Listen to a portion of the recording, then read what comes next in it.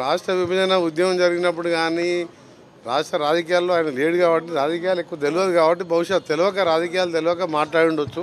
కోనసీమ గురించి తెలంగాణ ఉద్యమం జరగలేదు, తెలంగాణ రాలేదు. పవన్ కళ్యాణ్ గారు చేసిన వ్యాఖ్యలను తీవ్రంగా ఖండిస్తూ దాన్ని బేషరతుగా క్షమాపణ చెప్పి ఉన్నాగా ఉండాలని పవన్ కళ్యాణ్ గారిని విజ్ఞప్తి చేస్తున్నాం.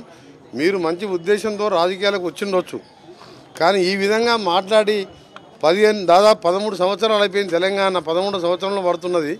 ఈ సమయంలో గత 10 ఏళ్ళు ఉన్న పాలకులు తెలంగాణ పేరు మీద దళితుని పేరు మీద అధికారంలోకి వచ్చిన వాళ్ళేమో 7 లక్షల కోట్లు అప్పు చేసి ఒక ఉద్యోగం ఇయ్యలే, ఒక రేషన్ కార్డు ఇయ్యలే, ఒక ఇల్లు కట్టలే, పెన్షన్లు కూడా మిగిలిచిపోయిండు. ఇవన్నీ తీర్చుకుంటూ ఒక లైన్లో పడుతున్న ఈ సమయంలో మా తెలంగాణని అవమానపరచొద్దని పవన్ కళ్యాణ్ గారు బేషరతుగా క్షమాపణ చెప్పితేనే తెలంగాణ ప్రజలు క్షమిస్తారు. తెలిసి తెలియకనో మాట్లాడిండో మరి కావాలని తెలంగాణ వాళ్ళని అవమానపరచాలనుకుండో ఏమనుకుండో కానీ దానికి క్షమాపణ చెప్తే కనీసం ఆయన సినిమా 1-2 రోజులన్నా ఆడుతుంది. చెప్పకపోతే ఎక్కడ కూడా తెలంగాణ థియేటర్లలో సినిమాలు రిలీజ్ కావు. సినిమాటోగ్రఫీ మినిస్టర్గా నేను చెప్తున్నా ఈ మాట. రాష్ట్ర విభజన ఉద్యమం జరిగినప్పుడు కానీ రాష్ట్ర రాజకీయాల్లో ఆయన లేడు కాబట్టి రాజకీయాలు ఎక్కువ తెలియదు కాబట్టి బహుశా రాజకీయాలు తెలియక మాట్లాడి ఉండొచ్చు. కోనసీమ గురించి తెలంగాణ ఉద్యమం జరగలేదు, తెలంగాణ రాలేదు. పవన్ కళ్యాణ్ గారు చేసిన వ్యాఖ్యలను తీవ్రంగా ఖండిస్తూ దాన్ని బేషరతుగా క్షమాపణ చెప్పి ఉన్నాగా ఉండాలని పవన్ కళ్యాణ్ గారిని విజ్ఞప్తి చేస్తున్నాం.